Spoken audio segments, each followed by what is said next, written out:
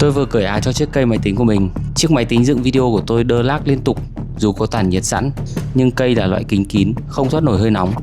Nhiệt độ tôi đo thân máy lúc nào cũng lên như này. Vậy là tôi phải tháo luôn tấm kính bên hông ra, mở toang cho máy nó thở. Máy chạy mượt hơn hẳn, nhiệt giảm liền. Nhưng chưa đủ, tôi còn phải đặt thêm một chiếc quạt mini để tản nhiệt phần trên, vì nhiệt vẫn giữ ở phần đầu máy.